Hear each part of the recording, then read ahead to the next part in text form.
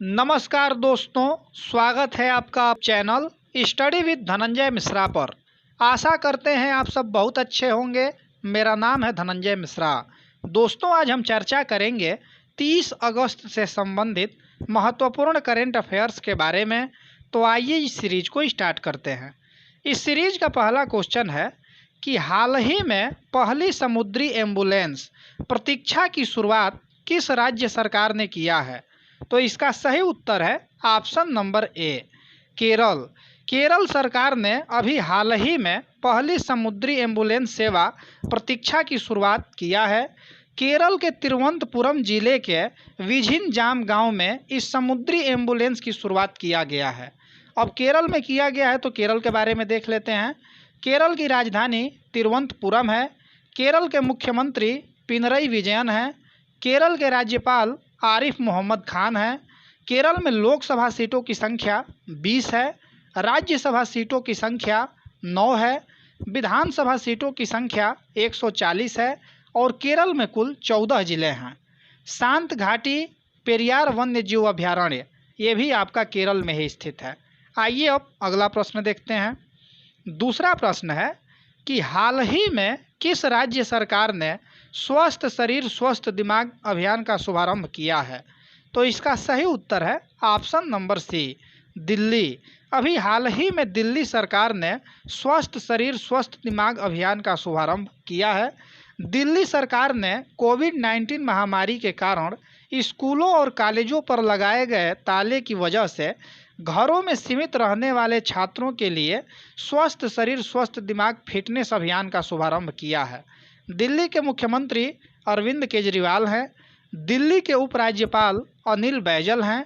दिल्ली में लोकसभा सीटों की संख्या 7 है। राज्यसभा सीटों की संख्या 3 है।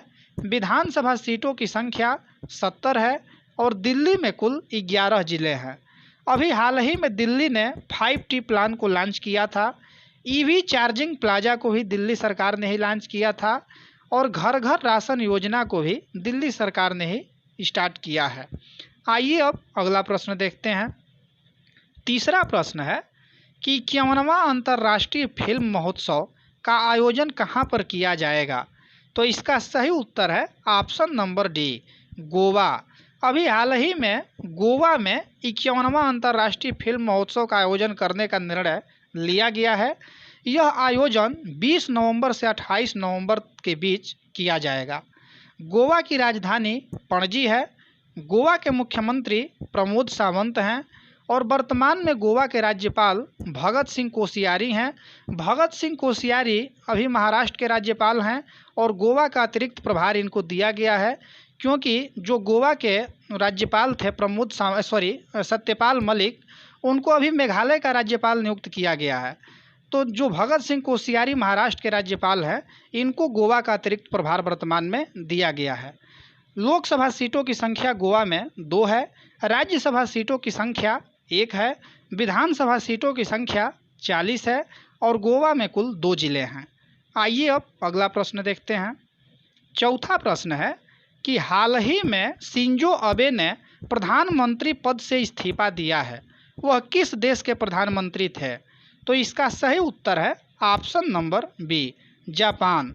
जो जापान के प्रधानमंत्री शिंजो अबे थे, वो अपने पद से इस्तीफा दे दिए हैं। स्वास्थ्य की स्थिति खराब होने के कारण उन्होंने अपने पद से इस्तीफा दे दिया है और यह जापान के इतिहास में अब तक के सबसे लंबे कार्यकाल वाले प्रधानमंत्री थे। इन्होंने 7 साल 8 महीने तक जापान के प्रधानमंत्री पद पे जो है कि कार्यरत थे। आइए अब अगला प्रश्न देखते हैं। पांचवा प्रश्न है कि राष्ट्रीय शिक्षक पुरस्कार 2020 से किसे सम्मानित किया जाएगा? तो इसका सही उत्तर है ऑप्शन नंबर ए, सुश्री सुधा पेनुली।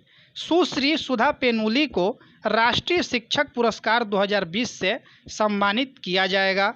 दोस्तों, अगर आप इस वीडियो का PDF प्राप्त करना चाहते हैं तो डिस्क्रिप्शन में दिए गए टेलीग्राम के लिंक पर क्लिक करके आप टेलीग्राम ग्रुप को ज्वाइन कर सकते हैं या टेलीग्राम पर study with Dhananjay Mishra search करके भी आप इस ग्रुप को ज्वाइन कर सकते हैं। टेलीग्राम पर प्रत्येक दिन पूर्व की परीक्षाओं में पूछे गए प्रश्नों को क्विज के रूप में सॉल्व कराया जाता है। तो आप टेलीग्राम ग्रुप को ज्वाइन करके और क्विज को सॉल्व करके अपने तैयारी को नई दिशा दे सकते हैं। दोस्तों, अगर आप चैनल पर नए हैं तो चैनल को सब्सक्राइब कर लीजिएगा तथा बेल आइकन को अवश्य दबा लीजिएगा। आइए अब अगला प्रश्न देखते हैं। छठवां प्रश्न है कि हाल ही में भारत सरकार ने राष्ट्रीय खेल पुरस्कारों के कितने श्रेणियों में पुरस्कार राशि को बढ़ाने का घोषणा किया है? तो इसका सही उत्तर है ऑप्शन नंबर सी 4। अभी हाल ही में भारत सरकार ने राष्ट्रीय खेल पुरस्कार के 7 श्रेणियों में से 4 श्रेणी में पुरस्कार राशि को बढ़ाने का घोषणा किया है और यह घोषणा राष्ट्रीय खेल दिवस के अवसर पर किया गया है। और जो है कि वर्तमान में जो खेल मंत्री हैं किरेन रिजिजू, उन्हीं के द्वारा यह घोषणा किया गया है। राजीव गांधी खेल रत्न पुरस्कार जो कि पहले 7.5 लाख रुपए की धनराशि दिया जाता था, उसको बढ़ाकर 25 लाख रुपए कर दिया गया है। अर्जुन पुरस्कार की धनराशि 5 लाख से बढ़ाकर 15 लाख रुपए कर दिया गया है। द्रोणाचार्य पुरस्कार का धनराशि 5 लाख रुपए से बढ़ाकर 15 लाख रुपए कर दिया गया है। और ध्यानचंद पुरस्कार का जो धनराशि 5 लाख रुपए था, उसको बढ़ाकर 10 लाख रुपए कर दिया गया है। आइए अब अगला प्रश्न देखते हैं। 7वां प्रश्न है कि हाल ही में राष्ट्रीय खेल दिवस कब मनाया गया है? तो इसका सही उत्तर है ऑप्शन नंबर डी 29 अगस्त। 29 अगस्त को अभी हाल ही में राष्ट्रीय खेल दिवस के रूप में मनाया गया है। और राष्ट्रीय खेल दिवस को मेजर ध्यानचंद जी के जन्मदिन के शुभ अवसर पर मनाया जाता है। और पहली बार राष्ट्रीय खेल दिवस का जो आयोजन था वो 2012 में किया गया था। और 2012 से अब तक प्रत्येक वर्ष 29 अगस्त को राष्ट्रीय खेल दिवस के रूप में मनाया जाता है। आइए अब अगला प्रश्न देखते हैं। 8वां प्रश्न है कि हाल ही में उपन्यास द डिस्कम्फर्ट ऑफ इवनिंग के लिए किसने अंतर्राष्ट्रीय बुकर पुरस्कार जीता है? तो इसका सही उत्तर है ऑप्शन नंबर ए मेरिके लुकासा रिजेनवेल्ड। मेरिके लुकासा रिजेनवेल्ड ने उपन्यास द डिस्कम्फर्ट ऑफ इवनिंग के लिए अंतर्राष्ट्रीय बुकर पुरस्कार को जीता है। आइए अब अगला प्रश्न देखते हैं। 9वां प्रश्न है कि हाल ही में अगली पीढ़ी का स्टार्टअप चैलेंज चुनौती को किसने लॉन्च किया है? तो इसका सही उत्तर है ऑप्शन नंबर सी रविशंकर प्रसाद। इलेक्ट्रॉनिक और सूचना प्रौद्योगिकी मंत्री रविशंकर प्रसाद ने अगली पीढ़ी का स्टार्टअप चैलेंज चुनौती को लॉन्च किया है। आइए अब अगला प्रश्न देखते हैं। 10वां प्रश्न है कि हाल ही में राष्ट्रीय उर्दू भाषा विकास परिषद द्वारा विश्व उर्दू सम्मेलन का आयोजन कहाँ पर किया गया है? तो इसका सही उत्तर है ऑप्शन नंबर बी नई दिल्ली। अभी हाल ही में नई दिल्ली में राष्ट्रीय उर्दू भाषा विकास परिषद के द्वारा विश्व उर्दू सम्मेलन का आयोजन किया गया है। इसका उद्घाटन केंद्रीय शिक्षा मंत्री रमेश पोखरियाल निशंक जी के द्वारा किया गया है। और राष्ट्रीय उर्दू भाषा विकास परिषद का स्थापना 1996 में हुआ था और इसका हेडक्वार्टर नई दिल्ली में स्थित है। आइए अब कल का प्रश्न देखते हैं, जिसका सही उत्तर बहुत से लोगों ने कमेंट बॉक्स में कमेंट करके बताया था। तो कल का प्रश्न था कि हाल ही में किस राज्य ने ई संजीवनी ओपीडी प्लेटफॉर्म का उपयोग करके टेली कंसल्टेशन शुरू किया है? तो इसका सही उत्तर था ऑप्शन नंबर सी मणिपुर। अभी हाल ही में मणिपुर ने ई संजीवनी ओपीडी प्लेटफॉर्म का उपयोग करके टेली कंसल्टेशन शुरू किया है। और इस प्रश्न का सही उत्तर देने वालों का नाम इस प्रकार है: सारा जैन जी, रितु ओझा जी, अनिल कुमार प्रिंस जी, मनीष कुमार जी, राम किशुन जी और अमित कुमार जी। आइए अब आज का प्रश्न देखते हैं, जिसका सही उत्तर आप लोग कमेंट बॉक्स में कमेंट करके बताइएगा। तो आज का प्रश्न है कि हाल ही में किस राज्य ने टेक्नोलॉजी सभा अवार्ड जीता है? तो इसका ऑप्शन दिया गया है और इसका सही उत्तर आप लोग कमेंट बॉक्स में कमेंट करके बताइएगा।